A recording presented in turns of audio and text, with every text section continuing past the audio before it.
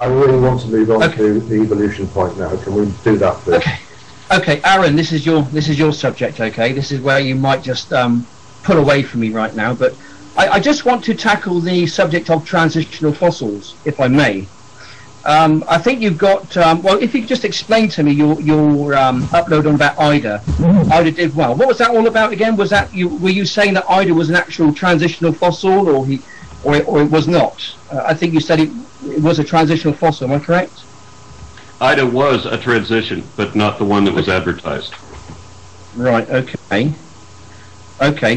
Fair enough then. So how do you know it was a transitional? What are the main characteristics of this? Did you not see the video? I'd explained all that there. I've saw that. Needed to be made in the primate family tree. It was the connection between strepsirrhines and haplorhines. And that's what Ida is. It's the connection between what had become the lemur family and the other anthropoids. Okay, fair enough. Aaron, don't you think it just could be an extinct species of lemur? Look, there's 50 different species of lemur out there. There's 50 different species of lemur out there, 17 at the moment on the endangered list. Unfortunately, in the past, extinction has always gone on for thousands and thousands of years. If you're an evolutionist, and millions of years of time, which all species are supposed to evolve from. Now, don't you think that Ida possibly was an extinct species of lemur, which is no longer around today, so therefore it's different? No. So you interpret it as different. Now, three things different to it. No. You had one, it had a talus bone, which is a bone on top of your foot, connected to the ankle. Around that's a talus bone. It did not have the toilet claw, which is the claw at the back of the hind of the foot, and it also did not have the grooming teeth. Right. Now, so it didn't have one at a time, please, Andy. You've asked a question that Aaron respond to. Okay. Yeah. So it didn't have the criteria required to be a lemur. Therefore, it was not a lemur. Pretty simple. Okay. It measured. I think it was 23 inches long. There are many different varieties of lemur today. Aaron, it's a lemur. It looks like a lemur. It's the same dimension. It's exactly like the bone structure, exactly the same, with three different things missing. It's the problem with the evolutionists. They dig up this bone, and they look at it and think, because it's different from the bones we have today, therefore, from the animals we have, the species we have today, so therefore they interpret it the way they want to see it. Without they obviously to dig up bones. Paleontologist digs them up, looks at it, great, we found a great transitional fossil here. The reason why it's a transitional fossil is because it looks different to the species we have today. It's exactly the same with divided, you've made the point, and if you haven't, let me try and Aaron, can you explain what criteria you looked at and saw in Ida that made you comfortable that it was a transitional form? I think that's basically the question that's being asked. Yeah. I showed that you needed to have generalized character traits, generalized but leaning toward lemurs. Now, leaning toward lemurs but not yet lemurs, meaning lacking the criteria to make them a lemur. Now, it is not a lemur because it does not have the required criteria to be a lemur, and therefore it does not look exactly like a lemur, but does bear some resemblances. It cannot be in the line to anthropoids. For example, it is more generalized than any lemur, which in the video turns out we did come from monkeys. I predicted that we would have to find exactly that in order to link strepsirrhines and haplorhines. Then they released the news that they had found essentially that, exactly what was predicted, exactly what we needed. That's the way science works. If you figure out if your theory is correct, then these factors should turn out to be true, and these factors should not turn out to be true. And then you go about testing them. With religion, you say, my perspective is true, and I'm not going to listen to anything that implies anything else. But if anything seems to support me, I will push that.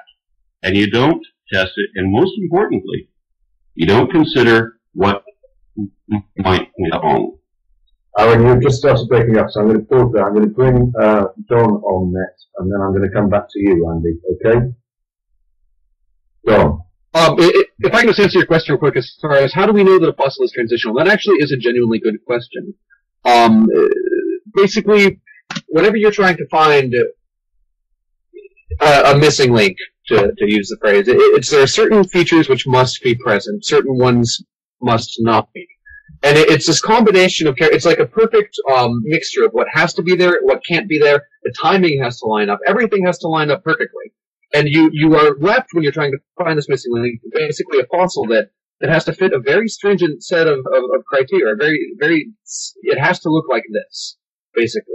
It has to have these features, it cannot have these. And the odds of simply finding an extinct animal that's unrelated to anything, that was created, that looks exactly like this, that lived at that time, I mean, it's simply, what's the matter of it being more likely? That you would find a fossil with all these characteristics that have never been seen before? Or that God just did it? And to me, I mean, it's simply not a coincidence. You found exactly what you're looking for. The predictions, the tests are confirmed. And that's how you can say that's transitional fossil. Okay, I want to ask any of you, who was Neanderthal man?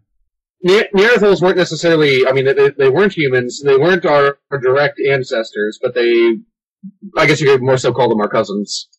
It would be a better way to look at it. I have to throw in a point of clarification. They were humans. They weren't Homo sapiens necessarily, but they were human. Human is a much broader category than just our species alone. So, yes. Yeah, Neanderthal man was really just one of the first of the, what we call now Homo sapiens. They branched off maybe about 250,000 years ago, but they were the first ones to actually leave Africa, we assume, because of the fossils we have. And they went up to Europe. And another branch of Homo sapiens that we have today, they had left and went off to Asia. And then eventually the actual Homo sapiens we have today branched out later and then just took over those parts. And it's the fact that Neanderthals are very closely related to us, but they did die out. And we think the reason they died out as our cousins, not as us, is because they were more used to a colder climate that was in Europe at the time that slowly started fading away. So they had no chance once Homo sapiens arrived on the scene. They just couldn't compete in the same climate. Yeah, I wanted to hear what Space's point was. I wanted to hear what point he was making, or if he was making one. Yes, Andy, let's go back to you. Okay, do you want me to comment on that? Yes, and Okay, you're being asked, Andy, Yep. you're being asked by Don to explain what point you're seeking to make. No, I just wanted to know what you thought, what the Neanderthals were. Because I've got my own ideas what they were. Oh, to share them with us. Okay, well you can pick the bones out of this and give me the ball back if you like. Right, okay, we know, I'm going to go back to the Bible now. We know that in the Old Testament that people apparently lived to be great ages. Apparently. I know you rolled in your eyes and you put covering up your heads and stuff like this. But, okay, look, apparently they lived to be great ages. Now, yeah, okay, you can pull the trigger if you like, not a problem, don't bother me. One less of them, it doesn't bother me. One less convert, I suppose. But anyway, okay, so in the Bible we know that apparently people live to be great ages. Now the thing is with older people, there's something out there called acromegaly. This is where there's a growth hormone, okay, in the body. It carries on growing certain parts of your body. Your eye ridges get thicker, your nose keeps growing, and your ears also don't stop growing. Now, if you were to look at the Neanderthal skeleton, you will see that they have suffered from acromegaly. I think these people fit perfectly in the Bible. This is where they come from. Neanderthals were humans which were able to adapt to a certain age because they lived for such a long time. Unfortunately, as time has gone on, we have suffered obviously ailments and our age has come down to around about 70, 80, 90 years of age. And this is the way we look right now because we don't suffer with acromegaly because we don't live to a great age like they did. And I think Neanderthals were these people. And I think also, DPR, you said they actually interbred with humans. I think you're probably right there because Neanderthals were humans, but older types of human beings. If we live today to be, I don't know, 400 or 500 years of age, we don't bloody want in this country world, we will probably, more people in the population will probably suffer with what's called acromegaly. You can look this up, you can Google it, it's empirical science. All right, you've made people your of point. older ages You've made will your suffer point, acromegaly. Andy, you've made your point. It's only for repetition. We're limited on time. Don Sorry. is our resident expert on homos. Don. as my DPR, or as my best friend DPR, you provided extensive training. But as to answer your question, no. I mean, that's basically a Wikipedia diagnosis right there. Acromegaly produces a... Yes, it is. Acromegaly produces a number of very distinct characteristics. For one, the epiphyseal plates simply don't close like they do. I mean, they're taller, they're definitive changes in bone density and skeleton structure and in a number of things.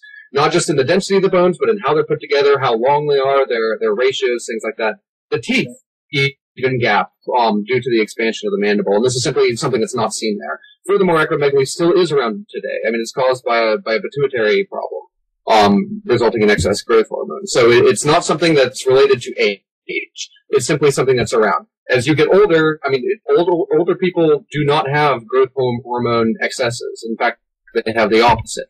So reality is basically completely conflicting with what you're saying. In old people, we do not find signs of acromegaly or even the beginning stages of it. That's simply not how the human body works. It's a very definitive, characteristic condition, and when you see a skeleton, there's no ambiguity about it. I mean, you might sit here and say, oh yeah, they have stubby fingers, or they had, gappy, oh yeah, check, yep, that's what they had. Well, what about the diagnosis of, oh, maybe they have rickets? I mean, there seems to be all sorts of these conditions that people sit there and pick and choose exactly what they want, but in reality, with rickets, again, you get the same thing. Rickets, lack of vitamin D, lack of calcium absorption, differences in bone density. It's very distinctive. They didn't just have arthritis. I mean, these things are, you can just look at a skeleton, and the skeletal condition is pathognomonic of the condition.